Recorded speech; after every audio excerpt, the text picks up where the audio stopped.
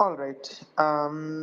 I think I'll just try to have it. Aditya, you can hear me, right? Yeah. Hello, can you I hear can hear me? you. I can hear you clearly. Yeah.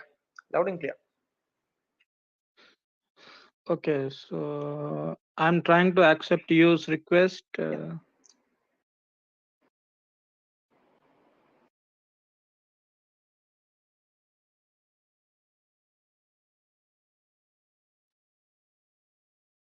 Hello, do you see use in speaker list? Okay, let me just check that up. I think he is. Okay, I'm just trying to invite him again. I've invited others as well. You know, if they're able to accept it. Um, Usually it doesn't have the issue, but I don't know. Maybe the algo is not working, or maybe the app UI. I don't know. I'm just trying to add. You can text me people on DM if you're not able to join as speakers per se. Just trying again and again. Maybe it won't work out. Yeah, I think. Okay, awesome, great.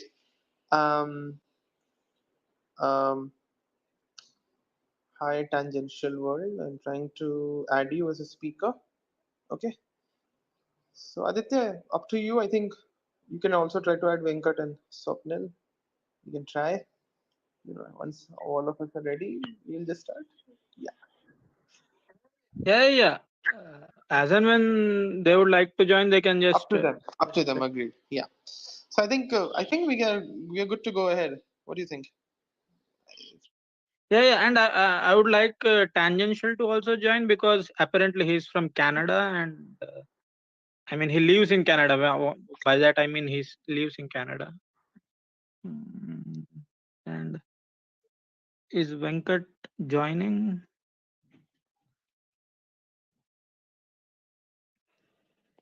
Yeah, so shall we start then? All at your ease, Mr. Co-host. Please go ahead. Please feel free to. Yeah, Yeah, I hope my voice is clear. loud and clear. Go ahead. Yeah, um, hello everyone. Welcome to episode 4 of season 2 of Globalized series. This is for the Bharat Pacific podcast, which is of course run by our host Abhivardhan. Welcome again. So today's topic that we are going to discuss is India-Canada relations and the recent diplomatic spat that has happened. Um, I mean, this is all over the news, so I guess everyone already knows the gist of it. But just to revise, India-Canada is saying one of the lowest diplomatic, uh, how would I say, fall in its diplomatic relations since perhaps mid 80s, since Kanishka bombings of Air India. Uh, this is again that level of, perhaps if not that level of crisis, but it is lowest since the 80s. The part of the reason why this has gone this far is after years and years of uh, India requesting Canada to mellow down or to chain its Khalistani elements in its territory. I guess it has finally come to bite the relations uh, in the way of Harjit Singh Nijjar's assassination, or perhaps it's a murder. No one knows. At least Canadians claim it as assassination, and Indians, I mean, Indian government officially denies it, but it's a different matter that what Indians would like to believe. In fact, even though Indians don't believe it, some of the Indians love it to be true. That's a different thing. But uh, and this has been leading up since last couple of months because even Minister Jaishankar has confirmed what the Canadians have said, what the Trudeau has said, that since the last couple of months, Canadian NSA has visited India few times discussing this matter, to discuss this matter. Even during G20, as reports suggest, Canada has pushed United States, G7 nations to issue a joint statement to condemn India. And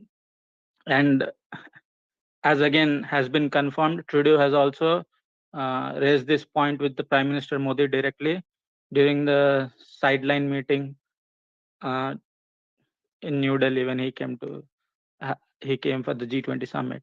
So this is the broad gist of it. Now, I will just let you continue from here because Okay. that's the most entertaining segment of our sessions. Use Canada and India. It's a triangular love story. Thank you so much. Yes, I really do love Canada. I mean that unironically. But coming to the specifics, I just apologize to you, Aditya and Abhivardhan, because last time I sort of made light of what is going on in Canada. So let me be like slightly more measured and composed in this format, right? So I want to make three broad points, and we can take it from there. Okay. The first point is that Canada has a new circus. It set itself up on Parliament Hill. Its chief clown is Justin Trudeau, and the clown troupe is called the Liberal Party, right? And unfortunately for all of us, Justin Trudeau is neither funny nor responsible, and his actions are having very real consequences in the world, right? We've just seen the High Commissioner to the UK, Ambassador Doraiswamy. He was almost, I would say, grievously injured by two Khalistani radicals who attempted. I would say Khalistani radicals. In fact, I'll go a step further and say Khalistani terrorists who attempted to open his door and do God knows what with him. And afterwards, I will not share the video because I don't want to give them publicity. But afterwards, very clearly in the video, one of them is gloating about the fact of what he's just done, how he's managed to scare him away, and additionally ends the message with, "This is how we should be treating all high commissioners, all Indian high commissioners, um, especially after what the Canadian Prime Minister has just said." Right? These are his explicit words. You can go watch that video if you so choose. So it's having a very real world impact. The second point I want to make is that a lot of the Western commentariat on this issue sound like colonial administrators, right? And I absolutely despise the fact that for years now, the so-called progressive left, which once again likes to brand all of us as Hindutva extremists for pointing out national security details, they've been calling every single thing under the sun racist to the point where the term has become redundant, right? And the reason we hate that is because of exactly what's happened in this case, where the commentary is just so blatantly racist, right? It's so in your face, and you want to call it out, but you know that because that term has become so redundant, you have to like find this, really flowery way of getting your point across. But truly, they sound like colonial administrators talking to us, right? Oh, it's not a terrorist, right? It's like India is alleging that he's a terrorist. I'm sorry. How do you cover Osama bin Laden? Do you go about describing Osama bin Laden as someone America refers to as a terrorist, or do you just call him a terrorist? Right? Why is it suddenly that when India has a problem, a very real problem, and when the West, for whatever reason, chooses to ignore the really gruesome, bloody history of this issue in India, why then does suddenly this issue become, oh, the Indians might be exaggerating it, or the Indians might not be presenting sufficient evidence for it, or the Indians are claiming they are terrorists, but instead they are actually just Sikh activists, right? And this leads to the sub point, which is how insulting this commentary is, because I would like to make this point explicitly clear, okay? Hindus and Sikhs, right? And Hindus and Sikhs died fighting the Khalistani insurgency in Punjab, right? Hindus and Sikhs. So when you go around saying, "Oh, this Nichal guy was just a plumber and a Sikh activist," what you're saying is that every single Sikh is a Khalistan, which is just complete and utter garbage. Imagine if, on the basis of Osama bin Laden being a terrorist, someone went around calling every single Muslim a terrorist, right? But for some reason, because of cultural insensitivity and the lack of desire to actually engage with this topic, it's like, oh, that it doesn't really matter. Everyone's a Sikh activist. And the last sub point of this second point that I'd like to make is that there is, I've seen this, it's like a really insidious, I don't know what to call it, framework that's being applied, which is that in order for your national security threat to be deemed a national security threat, we have to sanction it. And when I say we, I'm of course referring to the West, right? So India can't just come up and be like, hey, this is a security problem. We are trying to deal with it. Could you help us? No, India has to sort of apply to the West, if you will, in like a very abstract way. And then the Western commentariat, the Western press, Western experts, Western scholars, and Western policymakers will look at us, will quote unquote review our evidence, and then bless us with their magnanimity and allow us to call it a national security threat. It's just complete hogwash, right? And the third and the last point I'll make on this, and after that I'll give it back to you, is the the really sort of simple elementary mistakes people are making, right? Like, for example, it's just assumed that Khalistan is not like this violent insurgency that's claiming lives, right? Or it's this violent movement that's dead in India but is being allowed to grow rapidly because of organized crime gangs in Canada. It's just this complete denial, right? Like, I can tell you, as someone who is also interested in organized crime, the Khalistanis are actually a pretty serious force when it comes to contract killing in Canada, right? Like, I had actually put this out on a tweet that had sort of done the rounds a few days ago. I had said that, half jokingly, of course, that if the research and analysis being wanted to get someone bumped off, all they needed was the phone number of the right person.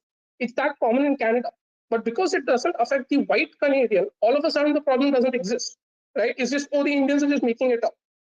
And I'll end this point with this one anecdote. There's this guy called Tom Gara or something, right? And he had actually put out this tweet saying, "Oh, ha ha ha! Imagine calling Canada a safe haven of terrorists." And I think that one tweet goes to show you just how out of touch Canada is on this issue, because just because something, right, is affecting brown people on the other part on the other face of the earth, right, doesn't suddenly make your country all nice and sanguine. Just because something hasn't come to your doorstep isn't affecting you directly, isn't affecting your country's diplomats directly, isn't affecting your mother and father, right? Isn't threatening the sovereignty of your country, isn't threatening to rip your country apart at seams, doesn't magically mean that the problem doesn't exist. Use. Just to interject here, is the main reason behind West not taking today's form of Khalistan not as a serious terror issue just because it doesn't exist anymore in the sense like it used to exist? What I mean by that is like a large mass of people with a heavy ammunition, like a paramilitary group or a militant group, like it doesn't exist. It basically is like a de facto gangsterism that's going on. It's not a, so that is that the reason why they don't consider it as a proper terror? Like the It's way, actually yeah. I mean the way it is operating now because of their own limitations. But is that the reason? I'll just quote the retired Supreme Court Justice John Major on this, right? So, from his report, quote, "For too long, the greatest loss of Canadian lives at the hands of terrorists has somehow been relegated outside the Canadian consciousness," end quote. This is from his really damning report of how the Canadian authorities bungled the Kanishka bombing. And it is, I would argue at least, very strongly, fundamentally an attitudinal problem. That because this issue, first, we can discuss why, but because this issue doesn't exist at the same level as, say, Osama bin Laden flying a plane into the Twin Towers, or perhaps because it's not sufficiently killed enough white people, or perhaps it killed the wrong kind of Canadians and they happen to be more Indian than Canadian. It's just not an issue. Because if you actually read the major report, there are actually hints that the organized crime problem that is directly tied to the Khalistani insurgency, in fact, even predates the Air India bombing. It's really interesting. I would urge everyone to go read that report. So maybe I'll stop talking because otherwise I'll keep going on this. So tangential. Now everyone is keeping on talking about this domestic political compulsions, but instead of saying that as an outsider, you being like living there, I guess that you follow Canadian politics very closely. In fact, even local constituency level stuff. Is there actually any domestic angle to it? Like, is it totally domestic political pandering, or actually there are some structural complications there going on?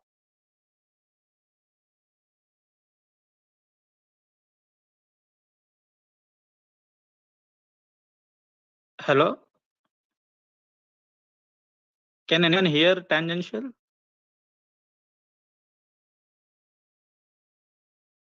Hello? I guess he has to try rejoining, but I think, until he. Okay, so I am not the only one who can't hear Yeah. him. Okay. He can try rejoining, no worries. Yeah, we can ask others. Okay, so Venkat, I think this is your first time joining us.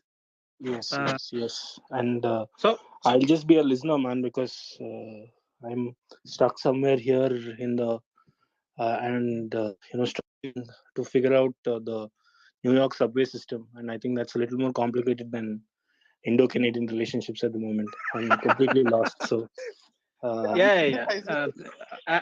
As you find it comfortable. So Rishabh, coming back to you, we have found very contrasting responses to this diplomatic spat from India. Now, Congress and BJP generally, our two main national parties, who are on the opposite end of most of these issues, are actually one in this issue. In fact, Congress people are being even more hawkish than the government official spokespersons are being.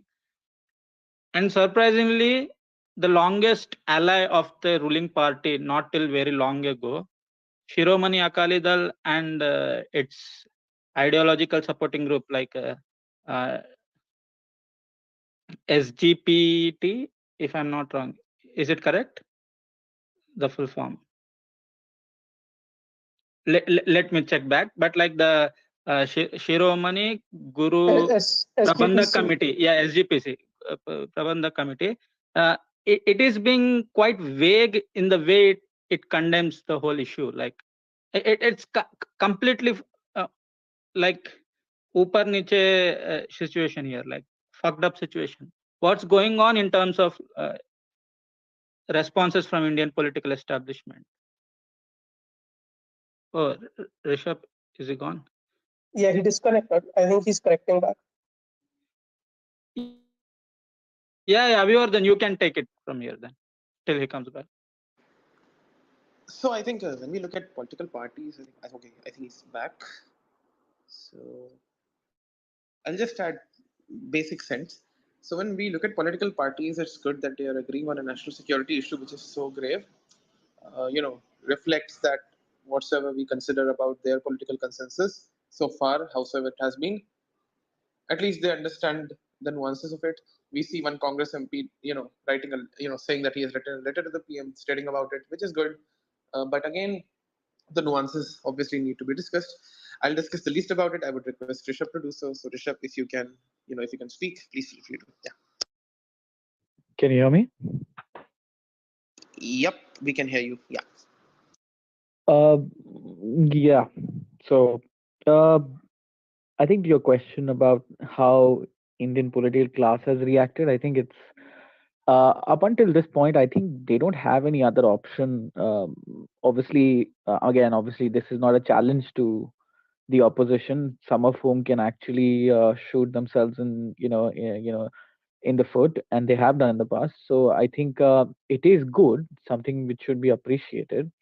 But I think it's not something that is a given, so to speak. I think if there is some emergence of some evidence, which I think there is, again, we can have a discussion of what kind of evidence is there and how solid it is, etc., how incriminating it is. That's a separate issue.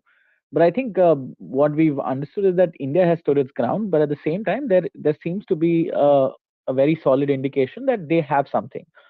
Um, Again, doesn't mean that essentially that would lead to a change in India's position.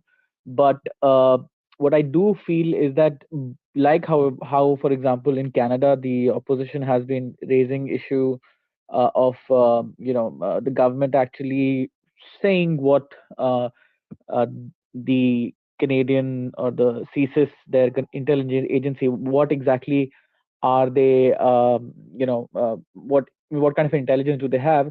Similarly, I think there could be some divergences in India as well. But I think on this issue, because there's so much of emotions involved, especially in the public discourse, which is probably not always a bad thing in my opinion, because this is a strong issue. And uh, no matter how people may suggest, I mean, I for one don't think the government's response has been as serious as some would like it to be.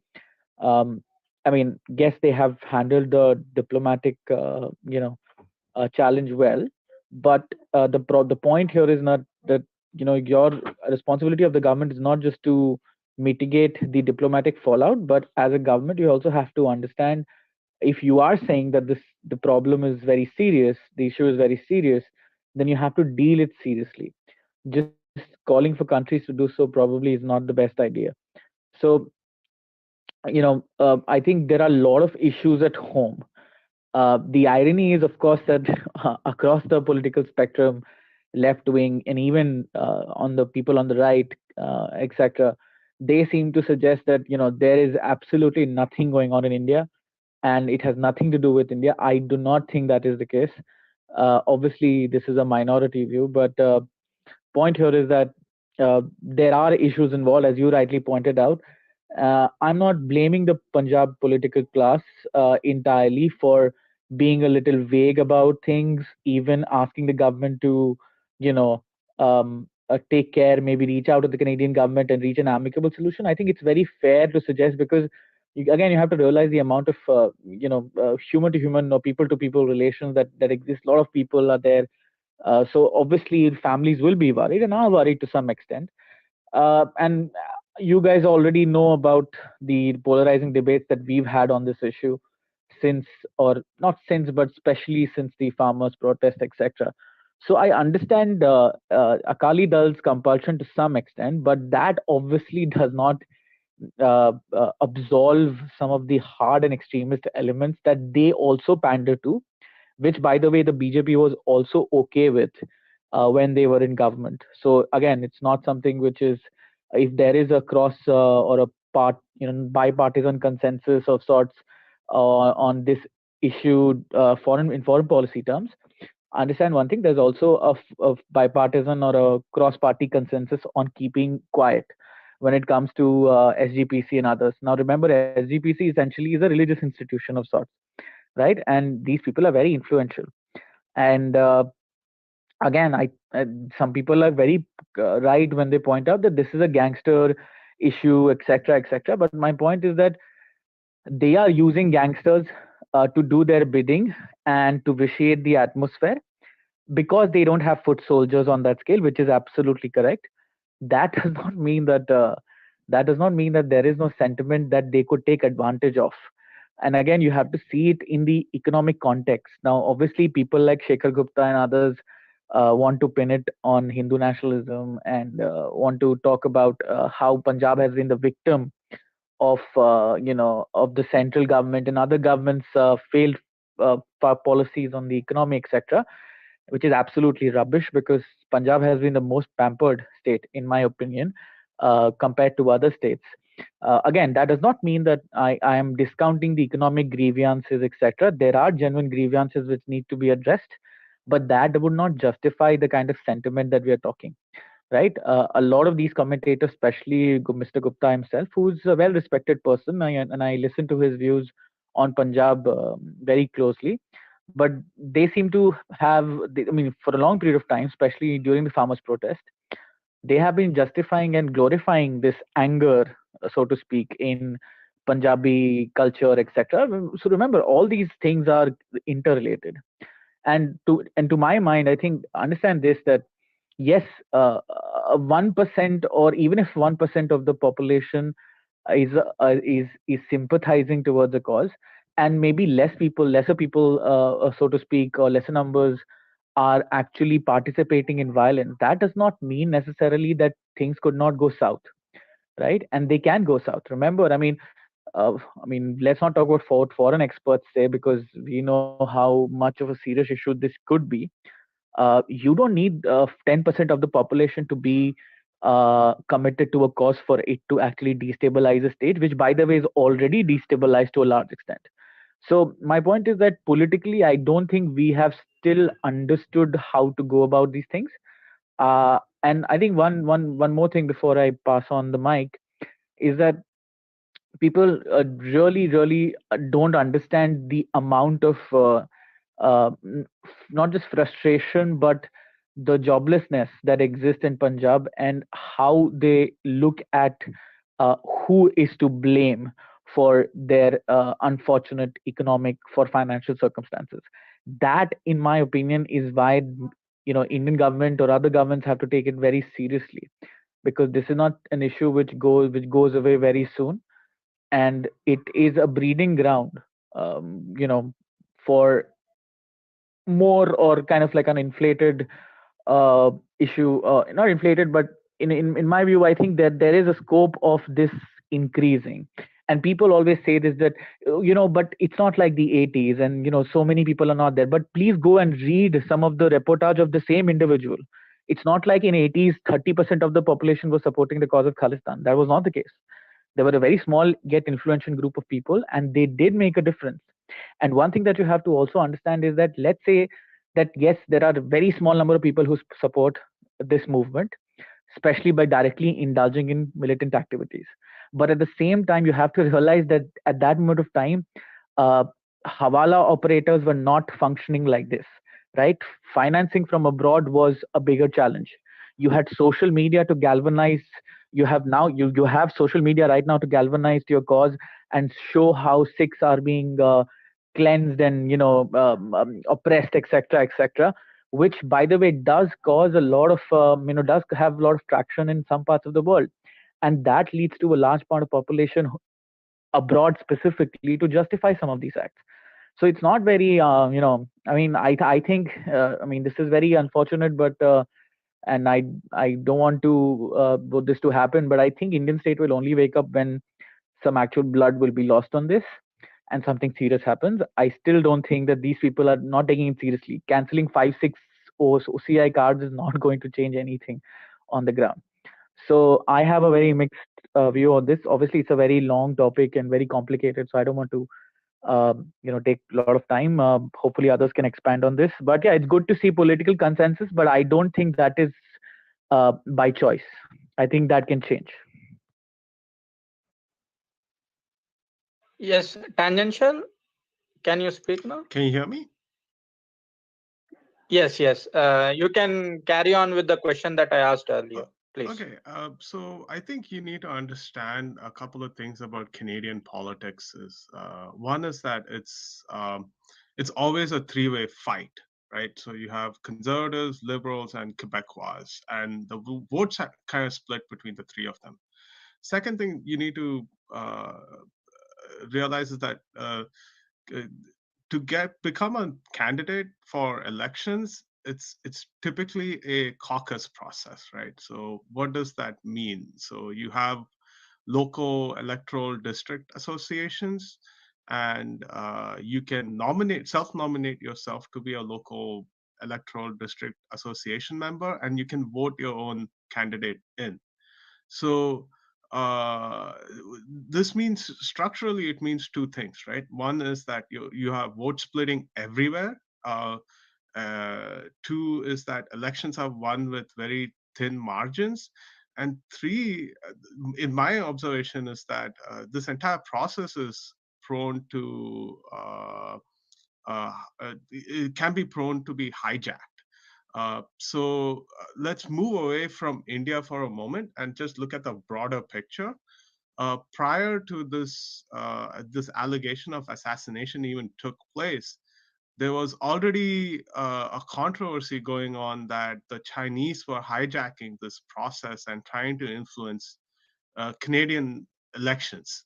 Uh, the allegations are quite serious, and also has a lot more weight to it than compared to, say, Niger's assassination itself.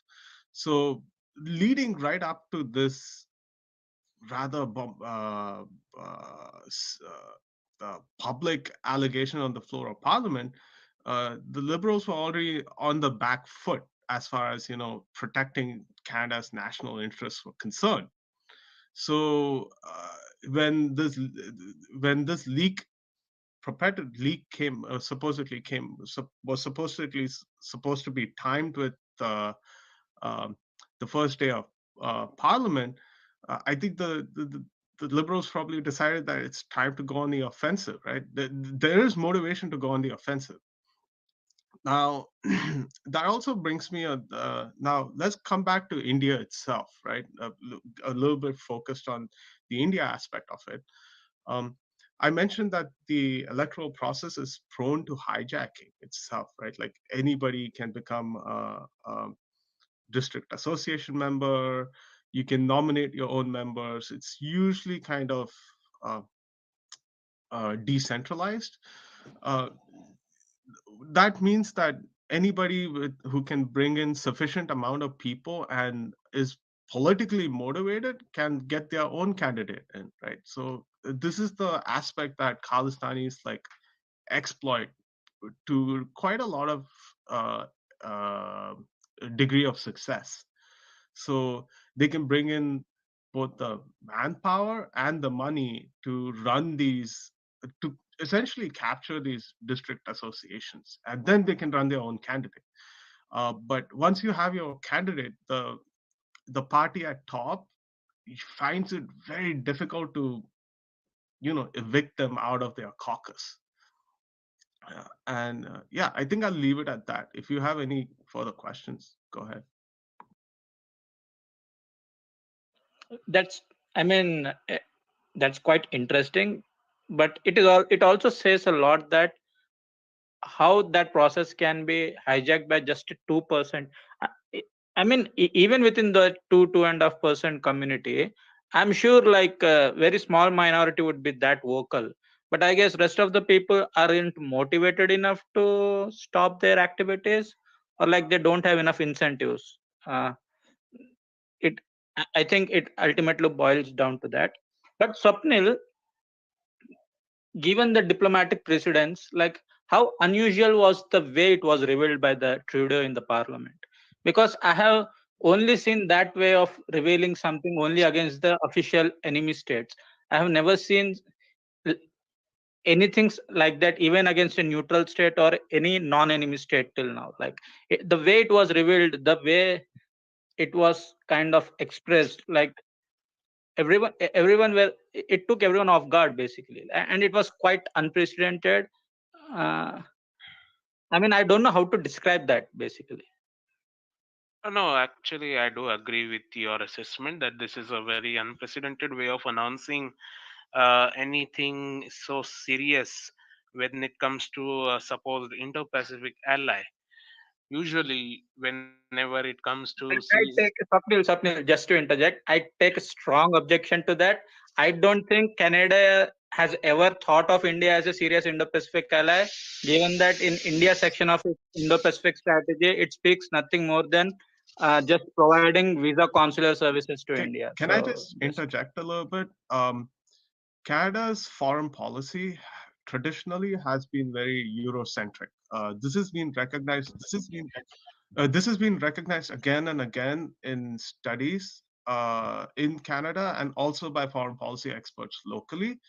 And prior to this allegation itself, there was a long series of uh, white papers, and articles written by foreign policy experts that highlighted the same thing. They were saying that we do not look at Asia the same way we look at Europe, right? And the folks at the top have too much of a Eurocentric view of the world. yeah, yeah. Swapnil, continue. Sorry for that interjection from me, but yeah, okay, see, continue. uh, they, how would I say it? See, it may be true that they do not see us as an ally, but they actually still do pay lip service to the term as an Indo-Pacific ally. And the fact that Trudeau keeps repeating the same in all his press conferences since the allegations were made in the parliament is the is a what you can say evidence to the fact. Now, that being said, my view is that this allegations which he produced, it did not come simply because they had some hard facts, or perhaps even if they did have hard facts, they could have discussed it privately. This is more like, I would say, a weird confluence or a coincidence of multiple events coming together. We have to first rewind a few weeks before this, even before G20.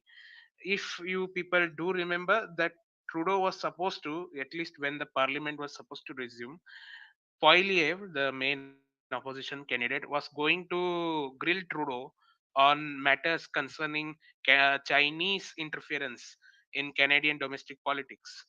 Now that but now it is possible that Trudeau to upstage Poilievre as well as to deflect blame for not doing enough to address the Chinese threat, might have raked up the issue of Nijjar's killing in parliament, and thus managed to divert the attention of the entire nation from his, what you can say, problematic handling of that issue by including a new bogeyman, and that came in the form of uh, a possible involvement of Indian intelligence services in Nijja's death.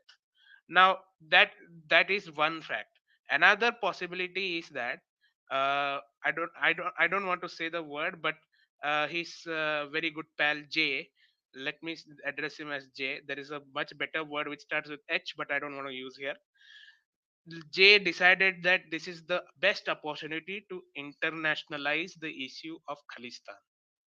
What these two did not perhaps anticipate was that this is not 2010. Twitter now is home to a large proportion of English speaking Indian commentariat, plus many of our government officials also use Twitter as a means to communicate, and perhaps they underestimated the blowback they would receive by making this an issue about Indian interference in Canadian domestic affairs. And there is another, what you can say, I would say a flaw in the theory. Nijjar does not really feature when it comes to, let's say, a hypothetical Indian kill list. Nijjar would not feature that high up in the hierarchy when compared to some more notorious figures like Hafiz Said, due to his 2611 involvement, and perhaps even certain Kashmiri separatists like KSM and others. If there is a plum target to be taken out, these are the ones who are going to be taken out. Dawood Ibrahim is probably also on that same list.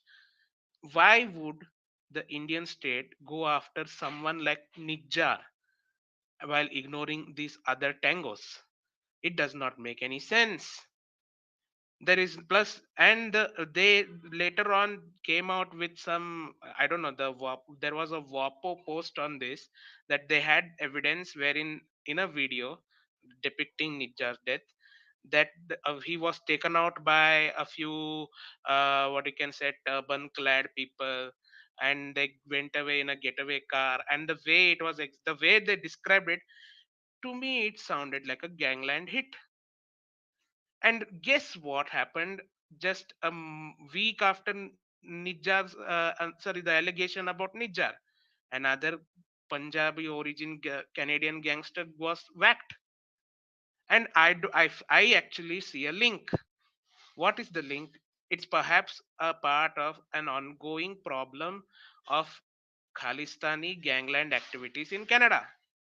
But perhaps to what you can say distract the domestic public from the ugly truth, Trudeau may have used this as an opportunity to sling mud at India for a variety of reasons. Maybe at the egging of his Khalistani benefactors, maybe at the egging of his own advisors who perhaps wanted revenge for the slight he experienced at G20. It may be a multitude of reasons. But this is my position, is that until we do not see hard evidence in the form of perhaps transcripts, in the form of perhaps monetary transactions, if there were any, it is very hard to take Trudeau at his word. Yeah, that's how I'll end it. Sai, I would like to bring you in. Now, it has been clear for quite some time now that the relations between India Canada has not been that rosy, and India has been concerned of this Khalistani activities. And especially given that these elements in Canada have been a lot closer to the Prime Minister Trudeau, why do you think the Prime Minister Modi went with, and it was quite serious for some time, the trade talks with Canadians? I mean, and go into that advanced stage of talks. Like, what was the incentives for Indians to actually even entertain that idea? Not only entertain, they in fact went deep with it. I mean, I would only assume that that was kind of carrot for Modi to get Canada on our side, right? So I mean, we need all these trade deals done. I think that's important. So it's Canada. I mean, Northern London, it's a pretty sizable. It's not like a very small economy, right? It's a 2.5 trillion economy. So it's important to do these trade deals. But yeah, I mean, I think the interesting part is I think it is Canada which withdrew from the deal, right? Ultimately. So, Yeah, Canada withdrew from it, and I'm trying to understand, because we have drawn quite a red lines in the recent past, but with the Canadians, even though there were strong case for drawing red lines, we didn't pull the trigger even till the end. It was the Canadians who pulled the trigger on it. I mean, for an establishment that is supposed to be quite serious on national security and drawing red lines, this was quite an aberration, or was it deliberate? Like, that's the question I'm trying to understand here. so I'm not sure about the strategic part. I think somebody like Rishabh or you would be. I think broadly for us, sorry. Yeah, go on. Yeah, I mean, yeah. So broadly for us, I think as getting this trade deals done is important. I think we are already pretty slow on this, so it makes sense that we sign up all the deals that we can. So that way, I'm not very surprised about this.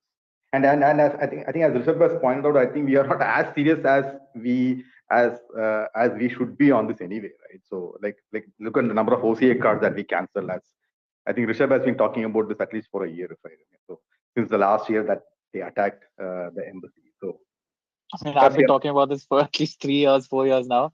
But just to talk about what Aditya was saying, I think Aditya, I think we have to understand is that if when we are negotiating trade deals, I think if we consider it as a weapon of sorts to kind of look at some of these activities and use that as a leverage of sort, or as a tool of sorts, I don't think that will work with the Canadians or with the English as well.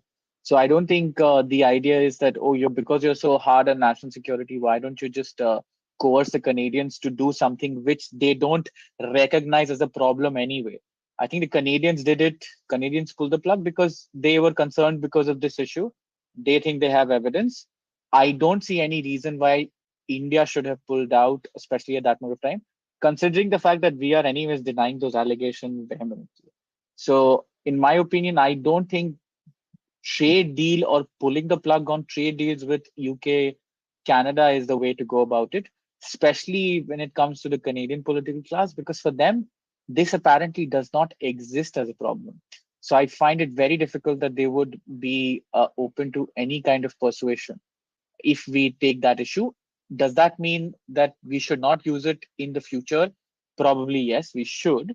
But I don't think we should be like pulling out of the deal like how or pulling out of the negotiations how the Canadians did it. Because and again, to some extent, I think it's kind of justified from their point of view if they think that that indeed happened. And just to correct, I think somebody who speaking before, I think the point about gangland violence has been already been made, and that is a reality. But the gangland, supposed gangland violence between Niger and his other Canadian factions or opposition did not happen just weeks ago. This has been happening for almost more than a year of sorts.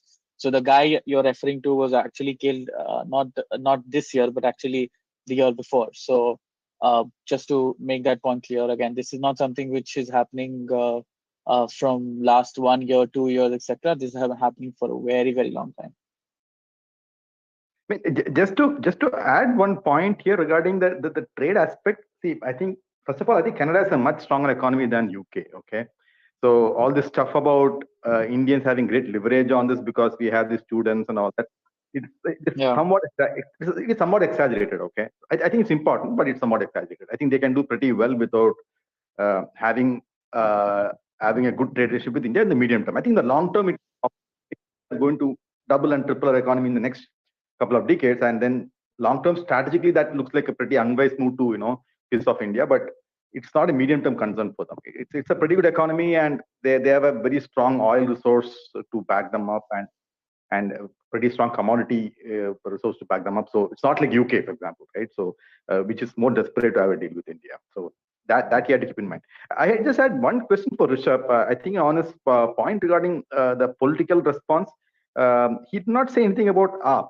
And I mean, what is this? What is your stance on the AAP's non-response on this whole issue? Is it net a good thing?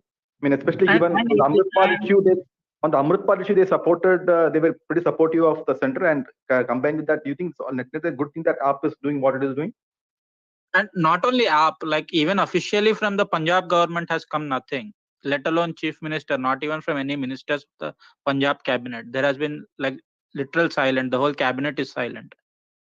Yeah. So This is exactly what I was mentioning, that people have to understand, not we don't quantify sentiments based on Pew surveys about how many Sikhs consider themselves to be Indians and whatnot.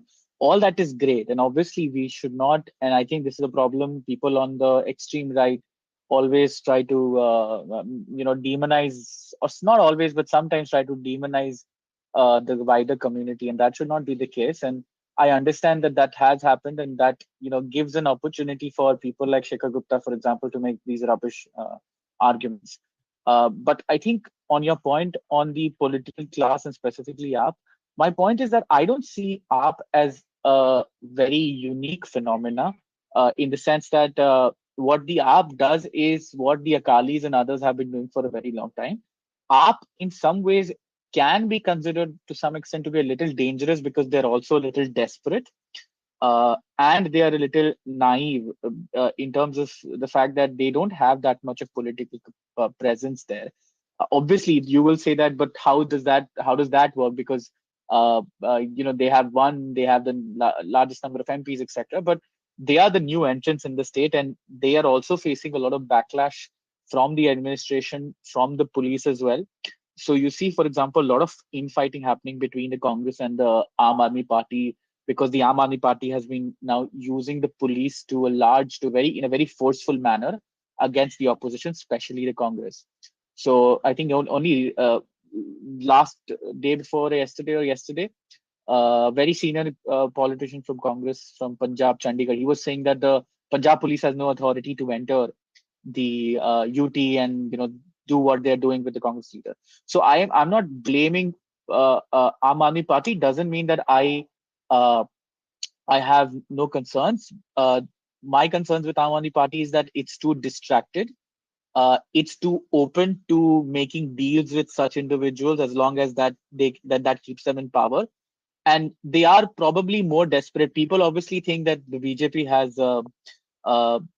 plays to these elements, which is absolutely true, as I mentioned last time, with the Akalis. But I think BJP is less desperate because they understand that they don't have a political future. Or, I mean, they didn't have a past either, but they don't have a political future. But Aam Aadmi Party is dangerous in that sense.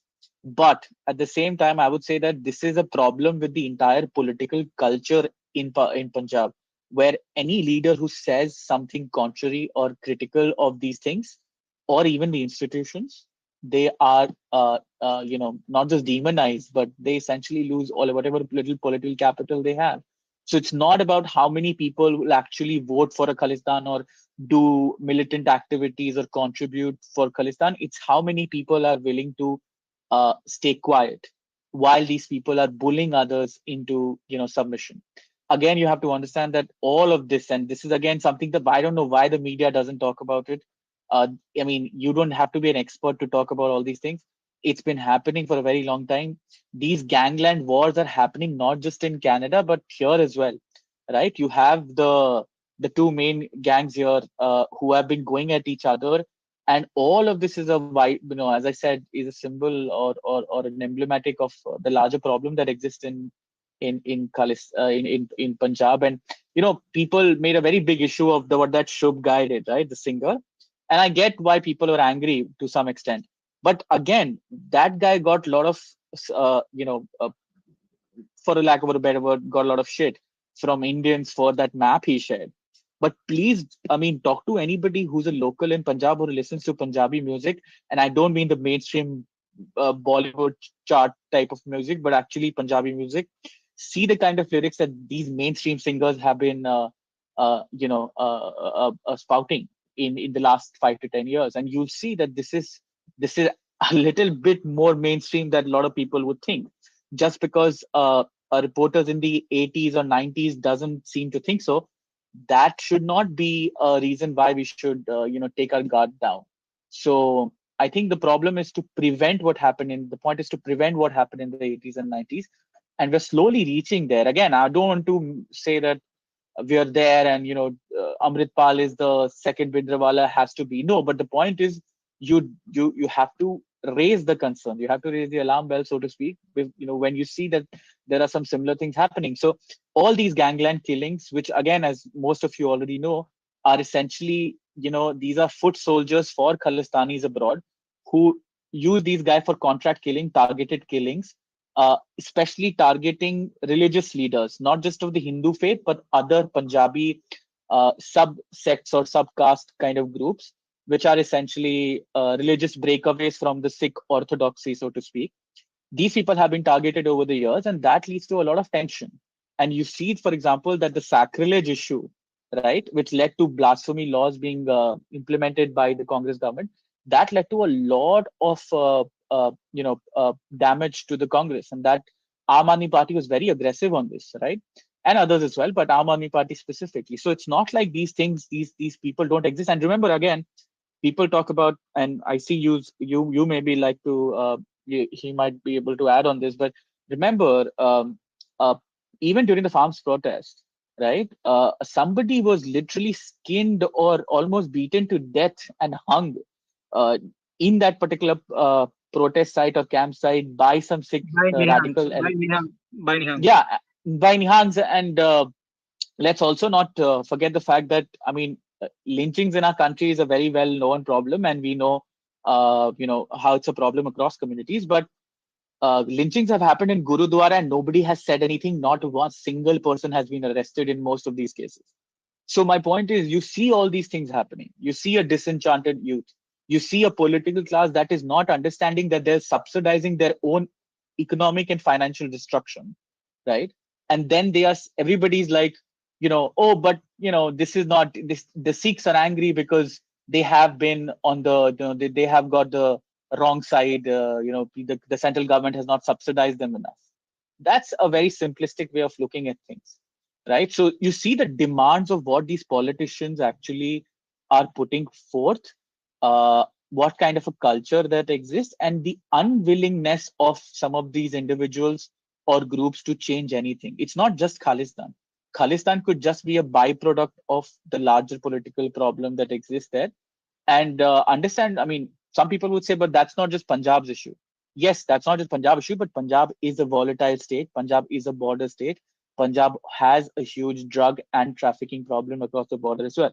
So I think you have to see all of this, and I don't blame the app. Could I just jump in here quickly? I'd just like to make a few points. I'll be quick about it. So, number one, in terms of the trade part that Sai and Rishabh touched on, I think there's a much more simpler explanation of this, which is that it fits in line with how Justin Trudeau operates. I mean, if you've tracked this guy since he's been elected, there's obviously like a big virtue signaling streak that runs through him. In fact, as someone else pointed out, I think it was tangential. There's been quite a bit of reportage on how his foreign policy has been an abject failure from the word go. And from his perspective, the Canadians genuinely think the larger issue on the table here is that India came into their home and bumped off quote unquote Canadian citizen, right? So this could very easily be them just saying, hey, we're very angry about you. We're shutting down this trade thing. So there is the sort of virtue signaling aspect. I know it's not as convincing as some of the other theories out there, but given how Justin Trudeau operates, it could. Am I audible, by the way? Yes, at least you're audible to me. Yeah, you're audible. You're okay. audible. Go ahead. Okay. So that is like the virtue signaling part. It may not be as convincing, but fits in line with how Trudeau has operated. The second part about the gangland stuff is so the link is sort of harder to make, primarily because the issues in India right now not at a point where you could call it a quote unquote Khalistani issue. It's still largely socio-political, and it is to a degree even in the media space, even though people don't want to acknowledge it. Because to be completely honest with you, if a Chaturvedi or a Tyagi, right, in Banaras was talking about how he was going to kill every other minority in the area, and or talk about how glorious the Brahmins were and how he needed a Brahmin land in Varanasi. All of these people who are currently talking about how the Sikhs have gotten a bad deal would be on this guy's case. And what Rishabh was talking about, I've actually been following their music for a while because I think, like most people here, I grew up listening to a fair bit of Punjabi music, but not the sort of Bollywood type, the other type. And I would say it's a slightly controversial take, but Biren Singh's assassination is sort of like the turning point. It can be traced that far. Successive governments have pulled their foot off the gas, and the BJP in particular has been extremely bad at this because they try and pander extremely hard to the Sikh community, often not realizing that uh, more than just simple pandering, if you actually deliver the goods, you won't need to sort of subsidize some of the other bad behavior. I'm not going into specifics here because it becomes quite an incendiary topic. Um, the other point I'd like to make is the sort of ethno-nationalism that the media class allows, specifically on Punjab. I've never seen it allowed with like any other community, right? I mean, even with, I'm a Tambram myself, and even when it comes to the DMK, ADMK, there is a tolerance, but it sort of ends after a point. But every time I see a Prince reportage on this topic, I'm like, why aren't you people talking about the fact that ethno-nationalism is a very real problem? And it centers around one very particular caste. And it's not like sort of like this local problem. I mean, I will see former diplomats sitting on TV and completely ignore this problem, right? Like even when it comes to the lynching, it's very curious. Like suddenly it's not associated with them at all. They had nothing to do with the fact that a Dalit Singh, Lakhbir Singh, right, got lynched during the quote-unquote farmers' protest, which is actually just the siege of the national capital, right? They had nothing to do with the fact that men with swords ended up at Lakhbir Singh's family's home, sort of hint, hint, wink, wink, you better get on the right side of this. None of that exists. It's not a problem at all.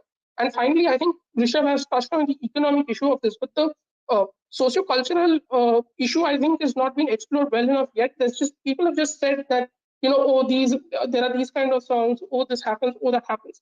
But the other part that doesn't get said is that this has been happening since the 90s. This isn't sort of like a 2000s problem.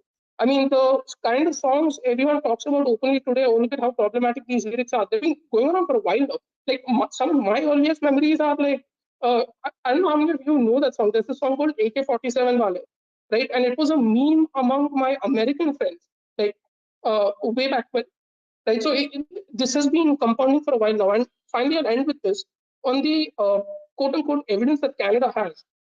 So if you play devil's advocate here, right, and let's say, okay, what's sort of the best case scenario they may have? I think I've tweeted about this. I think the most plausible theory we could come up with is that this has been a raw penetration operation, right? So they probably penetrated different cliques of these Khalistani gangs. Use. Before you going forward, I want to add a question to that raw part. Now, there is a theory going around that there have been a lot of assassinations in the last 1 year across 3-4 different countries of different kinds. And do you buy into the theory that if all of those are part of some grand Raw's agenda? Do you think Raw has built enough capacity to do all that? Do you actually even believe any of that? Or do you think, okay, even if we don't have that, at least I will buy the argument, at least it will create the fear of Indian intelligence community? Where do you stand? Do we have the capacity? Do you think we actually did it? Okay, so in my neck of the woods, the way we see it is we would like the Indian government to have been behind this operation. But as the chips currently lie, we don't believe it because there's a lot of things that just when you put 2 plus 2, it's making 5. It's not making 4, if that sort of makes sense. But on this capacity issue, I very honestly think the Indian intelligence does have the capacity. But again, you have to understand, a lot of people look at this and they're like, "Arey, Mossad ke jaisa thoka." Right? But that's not how, even in Pakistan, I put to you, like even in Pakistan, where we could very easily send our own quote unquote James Bonds, right, to take care of business. We are outsourcing the issue because that's just how, I mean, I've linked this brilliant article by Dheeraj Chaya. He wrote an entire book on this, book on Indian intelligence culture, I apologize. And please read it because I think sort of like the trademark of Raw for a very long time has been penetration. And this goes back all the way to what we learned from the British during the Troubles, right? So what we found is it's easier to penetrate these organizations it's then easier to manipulate them through different means, bribery and such, and get them to do your dirty bidding. So you're not directly implicated, so to speak. It's not an Indian who's picked out a gun, pointed the gun at someone, and pulled the trigger 20 times. That's not what happened. And I think very likely we have seen some variation of that play out in Canada, where either Nijja's Creek or someone who had beef with Nijja's Creek was manipulated into doing wet work. That's sort of like the best case scenario I can think of in terms of what the Canadians have as intelligence. Because if you look at how reticent they are in, because I very honestly think if they had a smoking gun, they would not be hedging this hard. Right? I mean, the language would be slightly more stronger than what we're seeing now. But anyway, that's neither here nor there. That's just pure speculation. And the sort of last point I would like to make on this is the gangland violence in Canada is actually quite horrific, and it spreads its tentacles to India as well. That's the other thing that I think a lot of Western commentators, but also quite a few Indian commentators, don't realize. The kind of funds that are being raised there do make their way back home, and it's not just sort of like Hawala networks se paise bhej rahe hai. The influence transcends that as well. There's now a lot of cultural influence as well that's doing a lot of harm that previously you wouldn't see in India, but has now slowly started to creep in.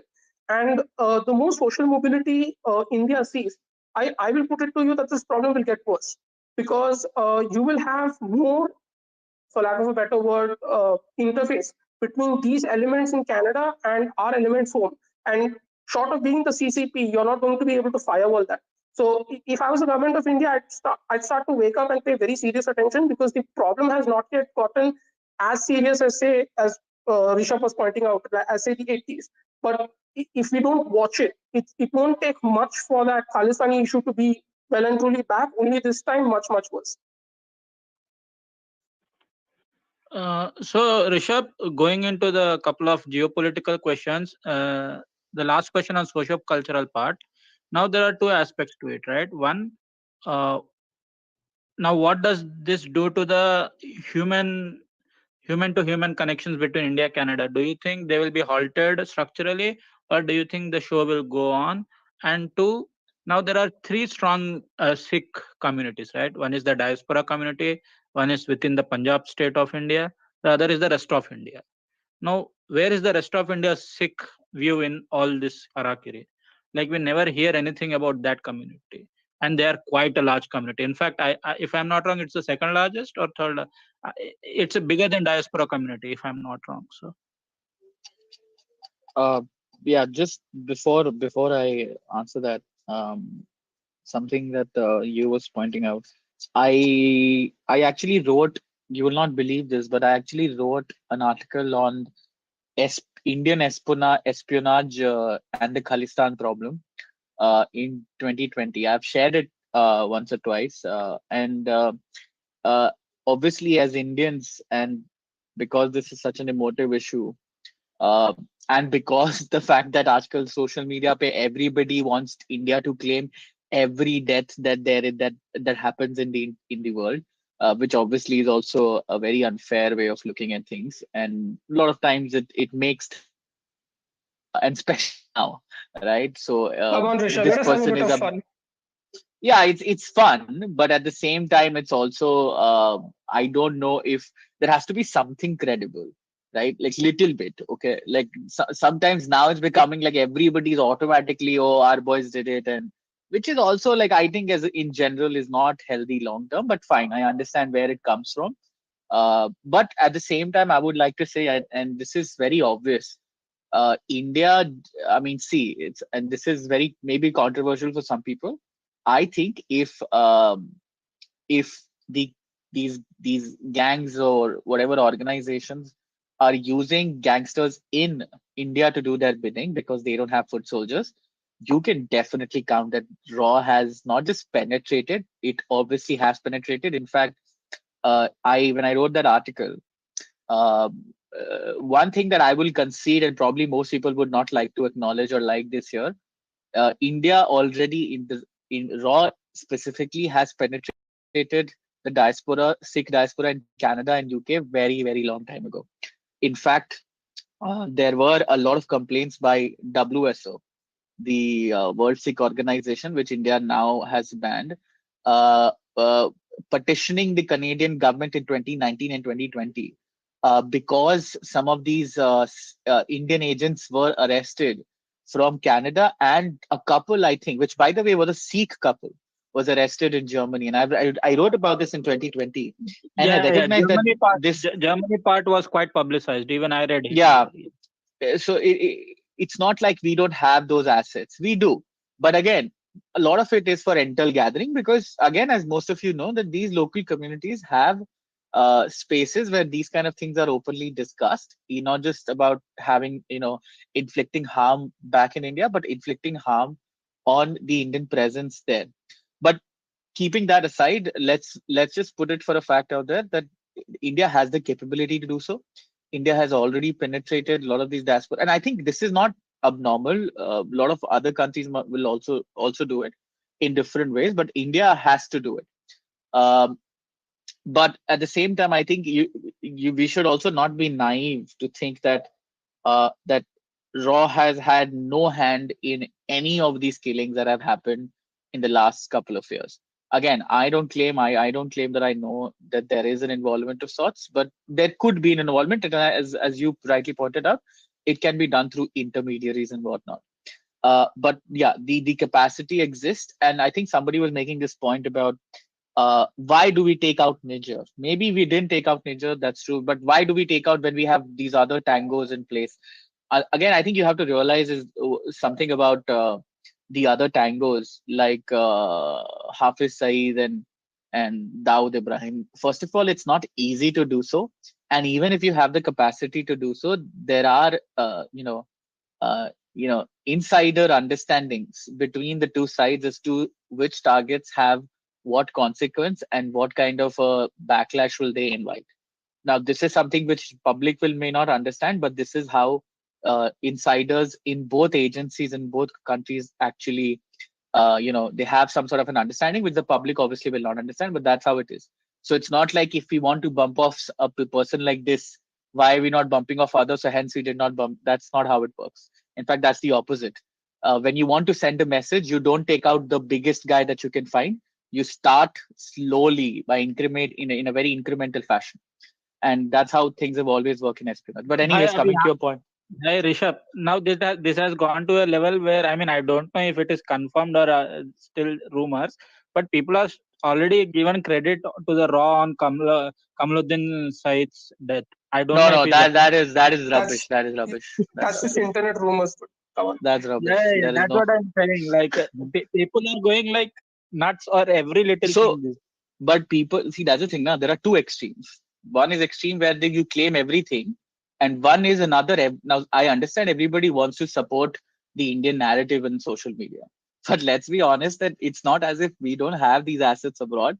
We do, and there is a possibility that we might have done it, etc., etc., or we might have done it in a certain way, or not this case, but in general, so to speak. Now you're right that maybe the need is not as urgent and maybe India was not directly involved. I totally accept all those arguments.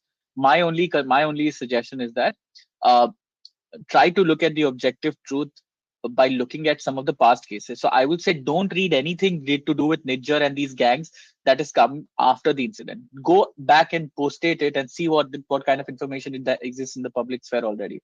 You'll see that India is already present there, and this is why. See, the public interference part that Canadians have been complaining about. Yeah, the foreign interference aspect is not just to do with these kind of activities or China specifically. Indian intelligence exists there, and that is a problem for them. And I would say from their perspective, it's kind of a legit issue to be concerned about. But from our perspective, it's legit also because they are not taking care of these elements as they should. But anyways, just to come to your point, which you were making about foreign policy, I don't think any huge break is going to happen.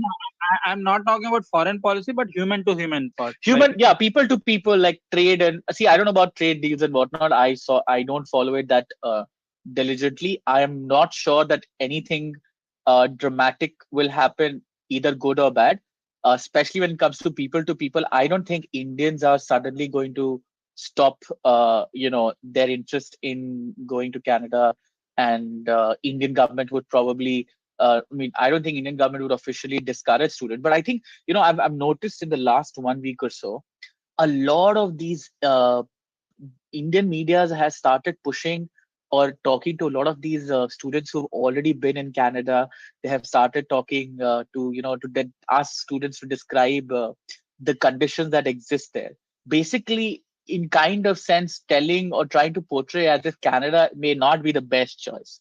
But all of this is done obviously by the media, not by official channels. So I think maybe that their government might do something if it escalates in case.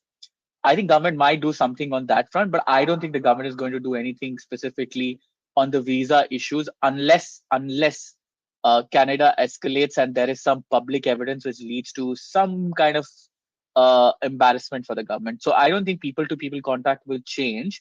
But the best thing that has happened in this entire episode is that everybody has seen or at least understood that there is a problem in Canada.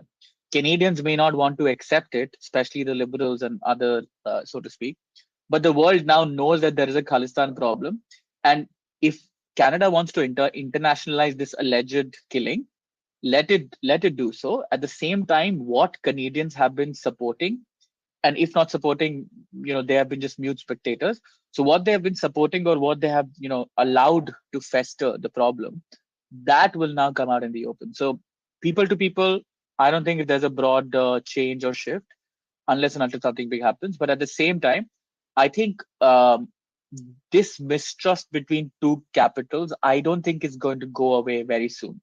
I think India is going to push hard on this as it should. But I will say one thing, that everybody, all of us as Indians and blah, blah, blah, we like to ask a lot of questions from the Canadians. I think we should also look at home.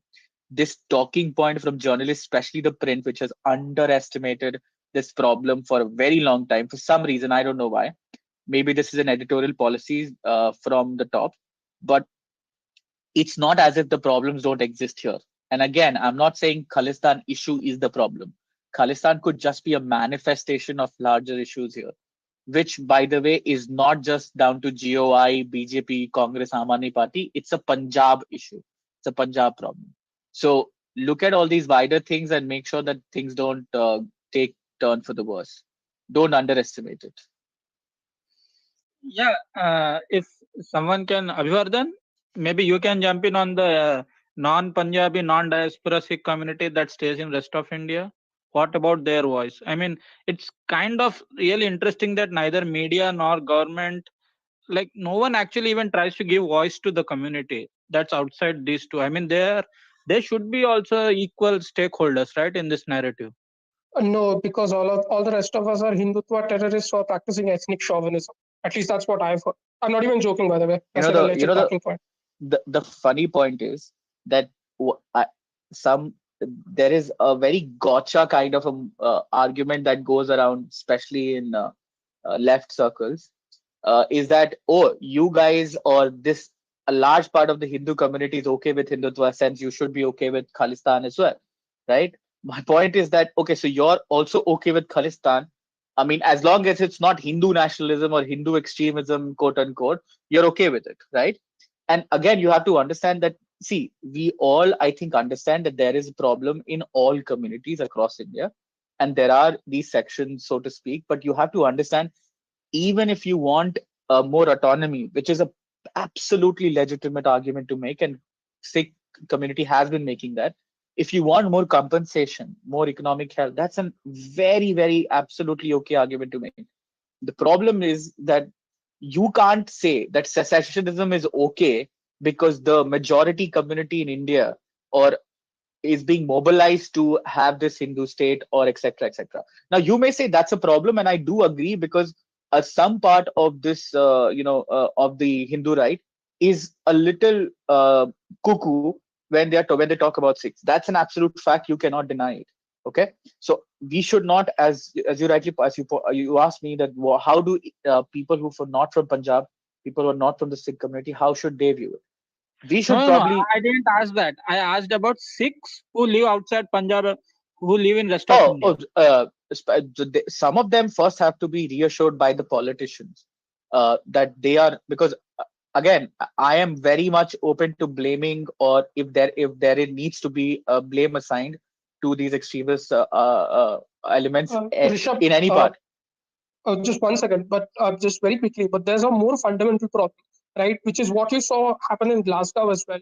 It's that Hmm. the common Sikh who are not down with this entire Khalistan business, as Aditya was pointing out, do not Hmm. have the mob muscle to take on these They don't. elements, right? And They don't. that I urge everyone, look at how those Gurudwara members were just standing there.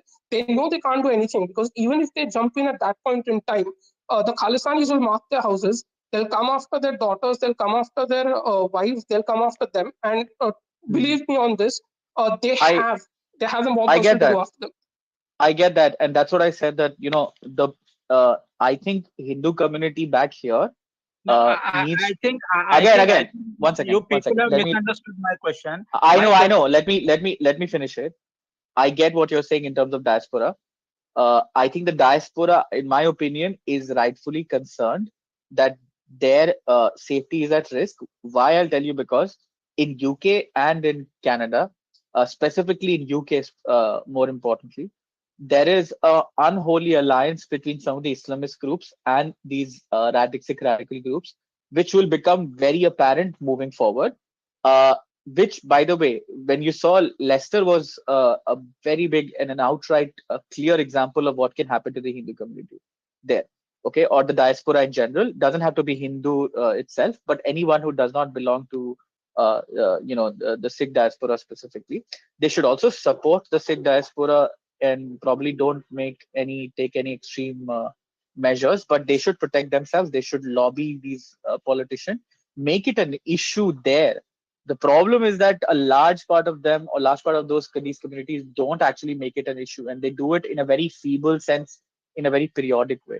So they have to make it an issue. If they don't, I don't think India always will want to interject on their behalf. But we should in some ways, I mean, if there is a direct attack, we should take care. But ultimately, it's also up to them. If they can't convince their politicians, how are people in India supposed to do it on their behalf? So some responsibility lies there as well. And I totally understand their perspective, that it's not very easy. These guys are bullies.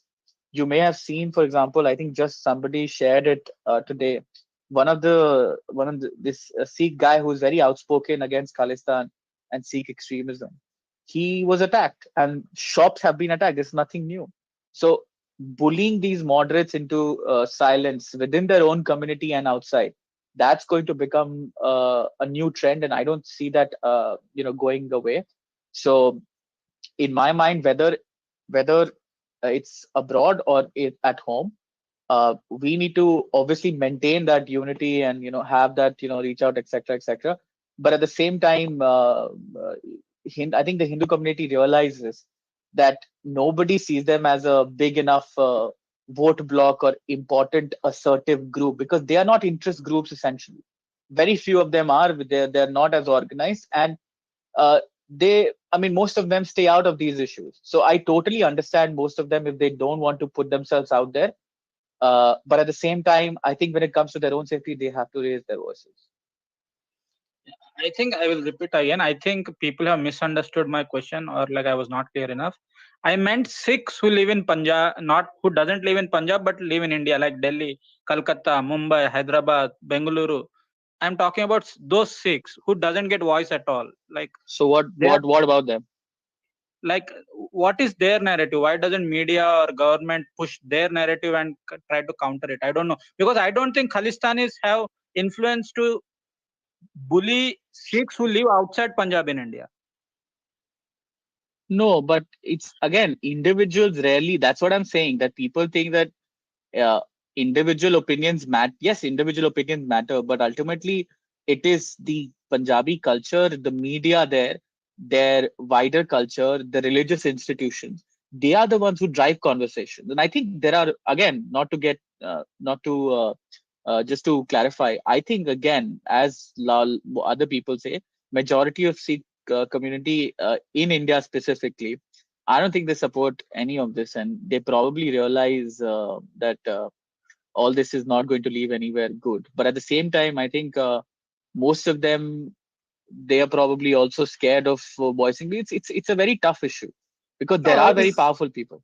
If I could just jump in, Aditya, right? Like just 2 points. Number one, I, the government should not push any narrative because I'll be completely blunt with you. The government has been incompetent on this issue for a while now. I mean, a lot of people on the hawkish side of national security, quite privately, and I think rightfully so, have been pointing out that this government mollycoddles a lot of elements in the name of trying to show themselves as pro-Sikh. First of all, I don't understand this pro-Sikh business because I don't think the Sikh community is like hard on Khalistan anyway. So long as you give them the basics of what they're asking for, which is a certain economic standard of life, as well as the respect that, again, it's a conversation, but I think they have a rightful claim to ask people to just sort of tone it down on the anti-Sikh stuff.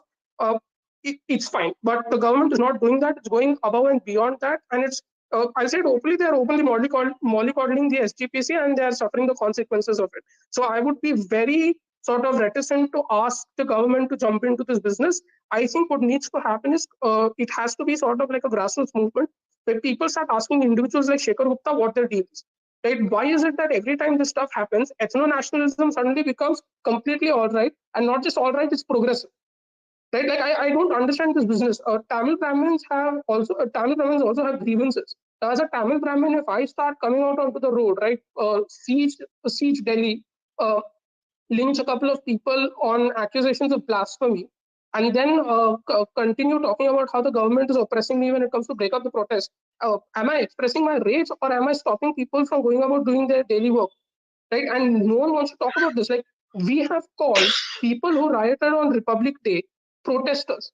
I mean, what kind of joke is this? Right? And again, I want to bring this point up.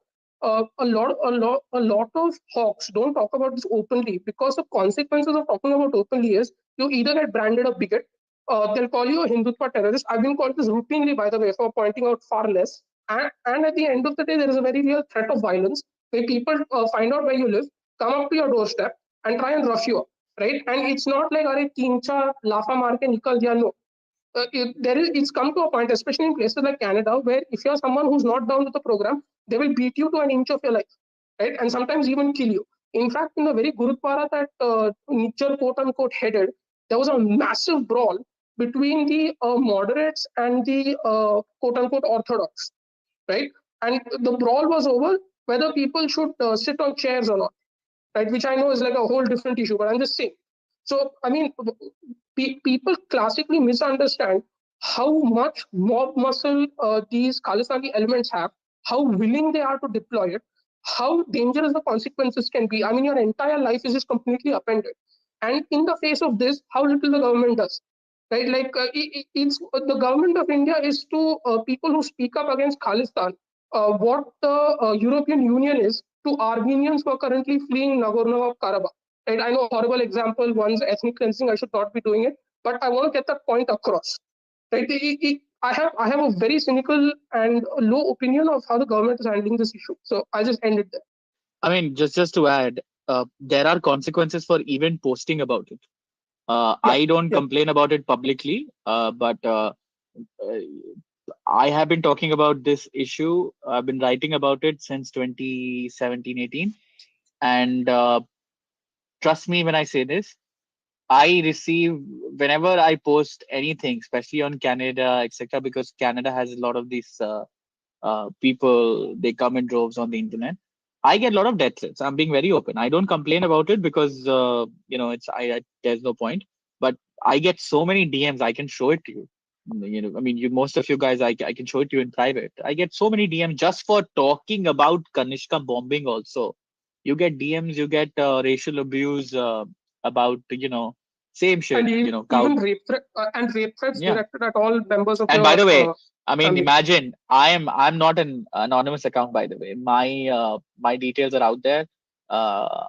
So these things are, if somebody wants to hurt you, they can hurt you. But again, I don't think, obviously, I don't want to pretend that I'm the victim here, considering there are so many other people out there in all other parts of the world who are actually facing this in a much more serious way.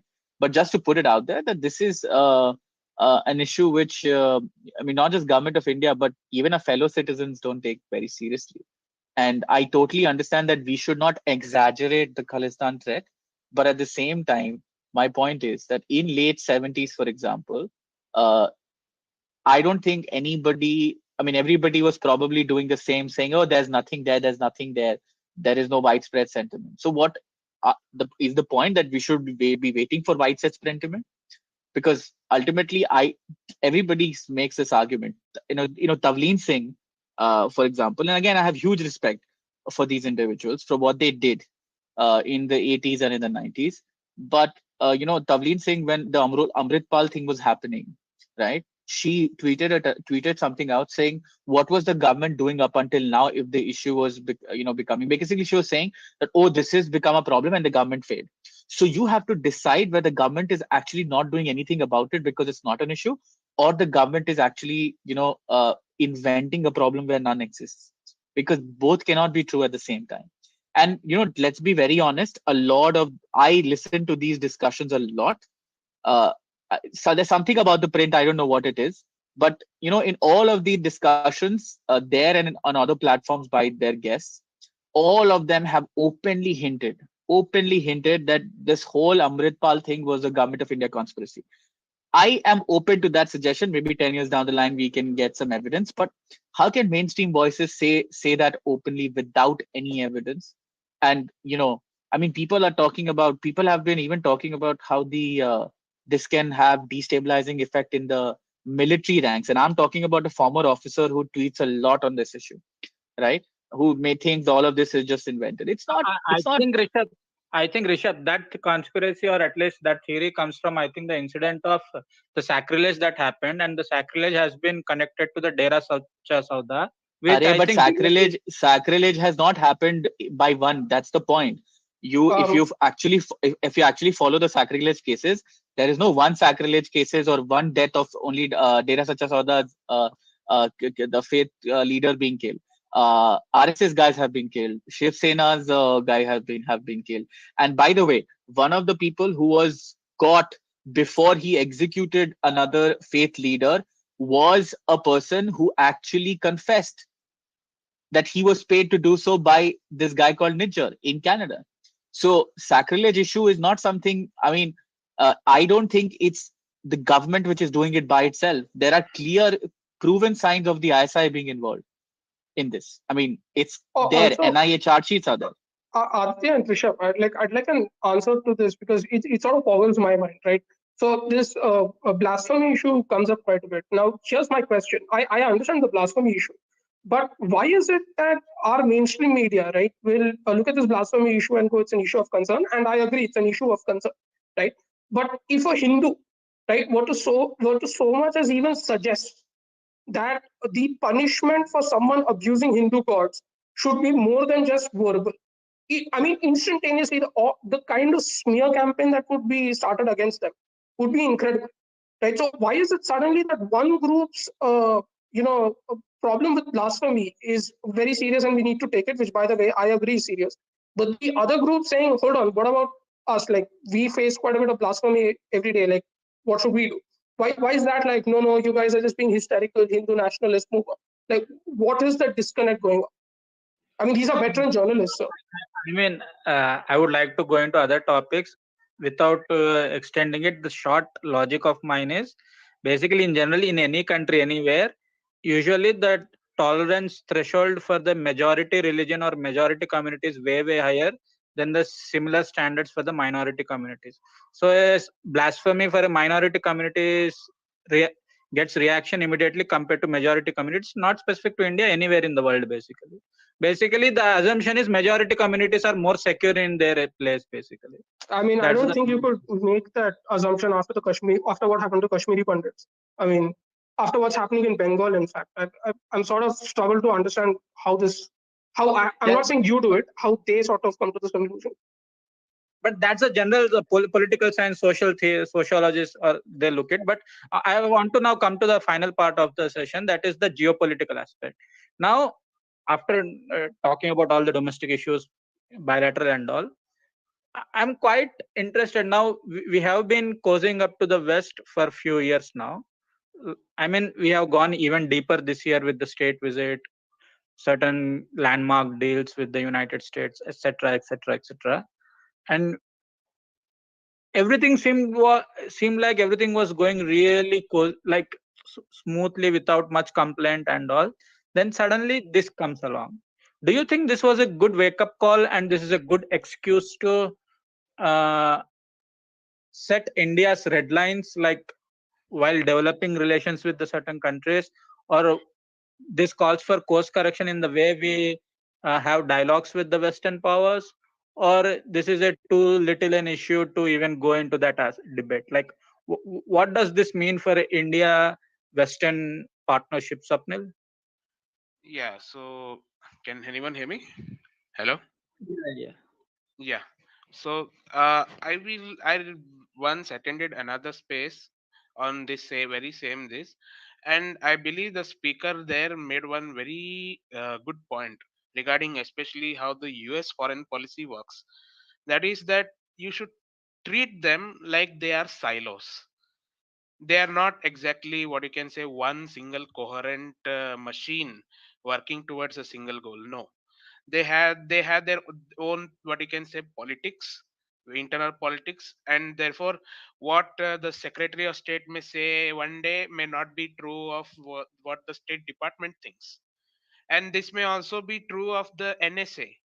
So therefore you cannot take for granted what you can say the progress you make. For example, let's say our EAM goes and meets their secretary of state. On a personal level, their relationship might be very good, perhaps even like as thick as thieves, in fact. But that cannot be said for the State Department and our External Affairs Ministry officials. If, for example, the number two guy on our side and the number two guy on the State Department side are not on speaking terms, or perhaps don't see eye to eye on each other on a lot of issues, perhaps on human rights, as they like to hector us on, or perhaps on the issue of Kashmir, or like we are not talking with Pakistan at all, and they may make a plea saying, please, Pakistan told us we need them for this purpose, that please go and talk to them. And but our number two guy may say, no, they are not to be talked to. So that kind of relationship we cannot say. There is no like putting a tab on the fact that okay, we know this guy will behave like this guy may react like this. No, we have to treat them like they are in silos. They think in within the same silo, and that silo is like more like a echo chamber when it comes to sounding out ideas. For example, whose brilliant idea was it to start putting visa restrictions on leading members of the Awami League in Bangladesh? Don't Doesn't the State Department realize potential Islamists in Bangladesh? If they think that perhaps the opposition party in Bangladesh will in future pander to their demands, or perhaps what US wants out of this entire endeavor, they're sorely mistaken, because the opposition party is going to actually pivot harder towards China than perhaps what the Awami League does today. So Blinken may say one thing, but please bear in mind that his State Department may not say on the same level. And like any other career bureaucrat, they are very much aware that next term he may be there, he may not be there. So they are perhaps already what you can say buttering their fingers for the next incoming Secretary of State. That's how I would end it. yes, Abhivardan, continue. All right. So completely agree with everyone, and I appreciate them and their views. Just on this aspect of West and India relationship or Anglosphere, I'd written an article, like we all write. So see, one thing which I see is that I use this term manifest destiny in the Monroe Doctrine all the time, although not I will not refer to the Monroe Doctrine. The one thing I see is that obviously the way we look at the rules-based international order and everything Western powers created, we always see this, and I'm taking an example. We always see this so-called G2 lobby in the Wall Street, okay? And I'm being open about it in Washington D.C. and all those think tanks, right? And we always see this imagination that everything is gonna be hunky dory with China in the rules-based order. We all know that it's not going to work, whether it is a Trump presidency or the Biden presidency or whichever presidency comes in, the Americans know that there will be points of conflict, or at a say points of de-risking with the Chinese. The European Union was earlier claiming that they would not do it. Now even they have to do it. Rishi Sunak is already on the way. So even if he loses the election, the next prime minister will have to, at least think about it. So I think I agree with Swapnil that yes, need to have a siloed engagement, because the problem is, I think there's obviously what I say is that even the Biden administration is the best case study on how the Anglosphere countries' governments have different factions within their own, polities. Now, this happens in every government. Okay, we can see examples across the world. But the one thing which I find interesting is I think with the Anglosphere, they have been trying to be too sophisticated, and their specific stakeholders have tried to show that this is a 100-year plan for some great manifest destiny or whatever, whether it is Taiwan or India or anything. Okay, let's be honest, that's the problem with them. It gets ideological or religious or whatsoever. It is in the in American heartland, that's a different issue. But I think if you look at history or anything otherwise, I think for India, it will be a time where whatever it is, the rules-based order we live in, a lot of relationships that we are going to build with the Saudis, the Americans, the Chinese, the Russians, and so forth, a lot of them will not be within that ideological frame anymore. And I think that is what is changing, because even for New Delhi, I mean, I see it in digital telecom, digital climate, multilateral development banks, all these soft power issues, and even in hard power, core security issues, we see that, whether it is India-Armenia relationship, you all have seen what's happened on the Nagorno-Karabakh situation, right? I think the thing which we're seeing is that people in New Delhi or anywhere which is, middle powers, they are not going to have a very strong alliance like mindset here that fine, yes, everything is ticked off and it is done. No, maybe we will obviously go ahead with these entities, as the respectable Vijay Shankar says, like the Quad. But I think it will have to hedge out, and it will get more complicated with time to come. I think the best we can do is to you know uh, you know hedge out obviously the older risks which come up. The Khalistan issue in Canada is one of them. I think uh, I mean, thanks or no thanks, but because of Canada's own actions, I think the cracks of how the Anglosphere used to have its approach on the Khalistan issue per se in the South Asian region, I think that is itself is more understood, and obviously the GOI should do better. So just my 2 cents.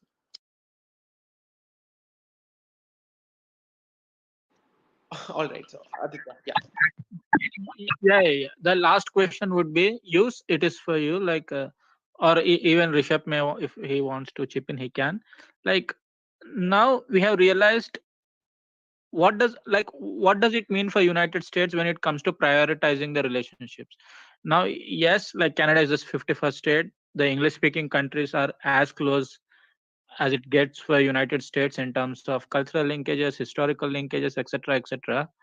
But when it wants to prioritize such a big strategic relationship with a large economy like India, and in a decade it will be a de facto third most important country in the world after United States and China, if not it is already, then how does United States prioritize the relationship?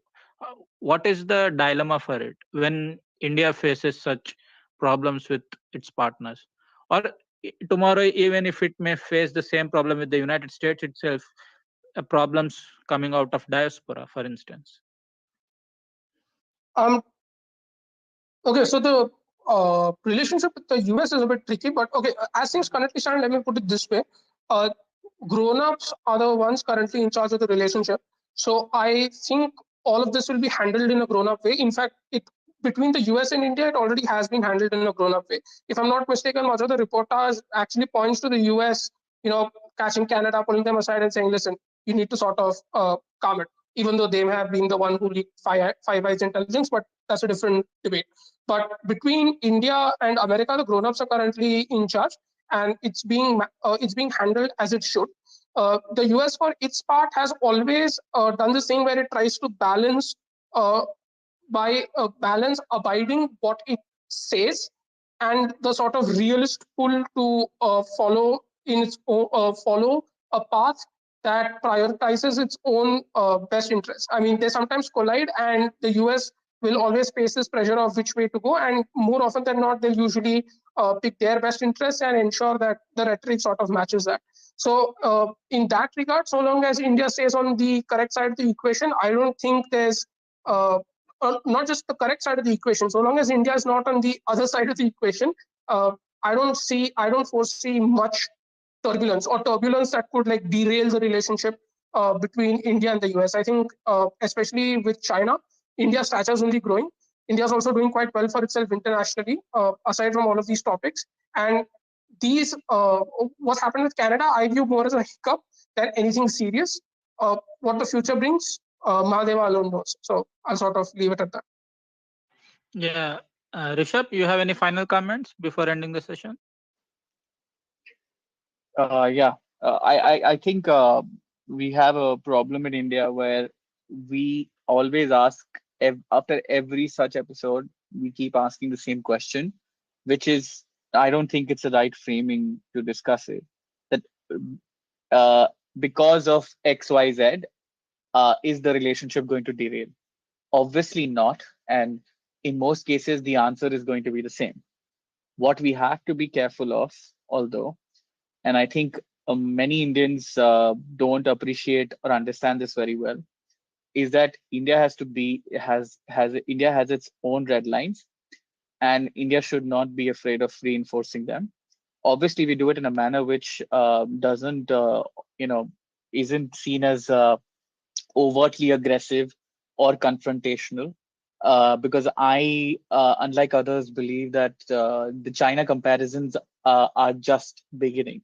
A lot of it is going to be interpreted, maybe misrepresented by some of these individuals. But India should not, and Indians should not be hesitant to put their point across. Doesn't matter what the Americans think or do not think. And as our relative power increases, I think most Indians would want to do that. Obviously, the way you do it is going to depend on the situation. And obviously, this is a much more serious issue. But I don't think we should always have this idea that, oh, everything that happens in the US, everything that is said and done is so much, a result of the different silos that exist, that we can never see these reaction or responses as a coherent thing. I don't think that is the case in this situation, because of the fact that these are very serious allegations. Yes, it's true that there exists a State Department or a section of the State Department which wants the government to take a bit more vocal stand on everything related to India. And there exists a small group within the DoD, the Pentagon, which obviously has some issues or concerns about how the State Department raises it. That is obviously true. But at the same time, I think don't see these issues as whether they derail the entire relationship or not. Maybe better way to understand is to realize how are we going to raise these issues in the coming years, because this is not going to be the first or the last time such issues are going to come out in public. So how do we manage our differences, and what is the larger fallout? Now, everybody in India understands that, oh, grown-ups are in charge, etc., etc. That's very well and good.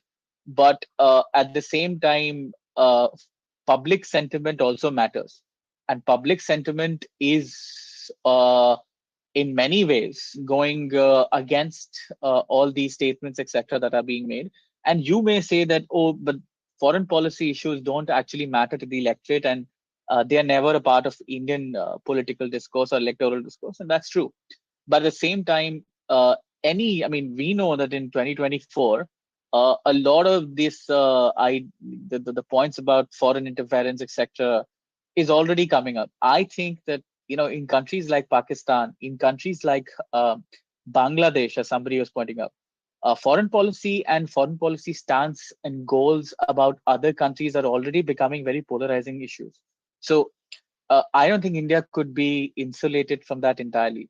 So there could be issues where the Indian political class itself find itself, very divided, and there could be ramifications on that. So I think India also has to draw its own red lines, and Indians have to realize that every criticism of United States of America or its officials need not be an act of blasphemy, because I think some of us have become very attached to the US-India relationships to a point where we think that even critiquing it is essentially doing China's bidding. That's not the case. I think you can be mature enough to understand that there are issues like this which can hurt India's interest as well. It's not just everything is not about China. China obviously remains the main focus, but at the same time, it doesn't mean that every other issue is uh, just out there, something which need not be raised because it might create some unfavorable noises in DC or in Capitol Hill, etc. That will already happen. That's already happening to some extent. So I think yes, the grown-ups are in charge, etc., but there is a possibility of trying to there's a possibility that this might get worse with every passing day. So, in my opinion, I think we should have the ability to critique or question the relationship without always giving even the Indian government a pass every time. Because I think on this issue, I saw a very rare convergence. People who obviously don't want to embarrass the government, and people who are very vocal about the relationship to a very different kind of an extent. They converged on this issue, and hence they decided that no questions needs to be asked.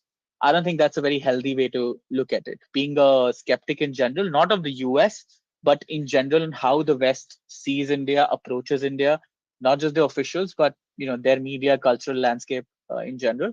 I don't think that's a very unhealthy practice, and I think we should be confident enough to put our points out there in a way that's seen as healthy, right? Because ultimately, as I said, the future of our relationship is not going to be decided only by public discourse, etc. But obviously, some of these things will matter, right? So, just to end there, I think we should put that point across. No matter how troubling or no matter how hard some of these conversations are, and they are hard, but I think both the diplomats in charge are doing a good job up until now. At least that's what we know. So maybe, yeah, better to do it in private. Any concerns from their side, from our side, but I do think that we underestimate these issues to a large extent because public sentiment is changing. Just very briefly, Aditya, before you conclude, I'd just like to say one thing on this public issue bit. I think it's slightly more complicated than that. I don't think people necessarily discount public opinion, because there's a completely different conversation being had even amongst largely Indo-US relationship bulls, that India needs to do more when it comes to putting across, when it comes to countering criticisms about its democracy, often a lot of them being quite flawed. The issue more so is keeping this fight going on, but also ensuring that while our red lines are being maintained, we also build up our own internal capacity. I'm not necessarily disagreeing with you, Rishabh. I'm just saying that there's also another component to this, which is, if you sort of look at it, public opinion is one thing which I think the Indian government's already sort of trying to get a grip on. But the other thing is also building our own capabilities, because the more we build our capabilities, the more our geopolitical clout grows, the more we manage to ensure that, say, out of 9 times out of 10, we're on the correct side of the equation on where the US is leading. So that's just a minor point. Yeah, I mean, I don't disagree. Totally on your side. I mean, our internal and every kind of metric we obviously have to work upon, and that becomes a force multiplier as to how you engage with these countries as well. My only point is that I think some of us are very quick to dismiss anything that comes across on this, which could be a troubling conversation. That I don't think is healthy in general, and I think some amount of skepticism is fine, because ultimately, remember, I mean, again, I think I would rather be more interested in India asserting its national interest than India or Indians, for that matter, defending a bilateral relationship. Now, some may say that that's linked to, in their mind, India's prosperity and India's as a future as a ascending power is related to the kind of relationship it has with the West. But again, as I keep saying it, the onus is not just on India or Indians. as majority of Western experts and other people would like to suggest. So that's just my brief point. Obviously, ultimately, what we do is up to us, and there are a lot of things where we are lacking, and hopefully, we have a more honest discussion on that. Yeah, so that's it, guys, for today. We have come to the end of the discussion. I think we have pretty much covered every major aspect of the Indo-Canadian Khalistan angle: domestic, international, diaspora, geopolitical, gangland. Basically, we pretty much covered everything, I think. So that was a very nice, fruitful discussion. Some people left in between; they had to go for something else. Sorry for that. Thanks, Abhivardhan, for hosting. And Abhivardhan, can you inform the listeners where they can access today's session? Sure. We have been live on YouTube, fortunately, and the sound quality has been much better. Apologies, it wasn't good last time, but I think it's all fine now. Obviously, you can go to YouTube and search, our podcast name, The Bharat Pacific. You'll get our recent India-Canada Relations space. On Spotify, you search The Bharat Pacific, you will get us, and on Google, you search The Bharat Pacific, you'll get us. Additionally, you can go to bharatpacific.com where the podcast on Spotify is regularly updated, so you can even hear from there as well. But YouTube is the recommended we say. So thank you. And thank you, Rishabh. Thank you, Swapnil. Thank you, Yus, for joining. Uh, until next time, thank you, everyone. See you. Signing off.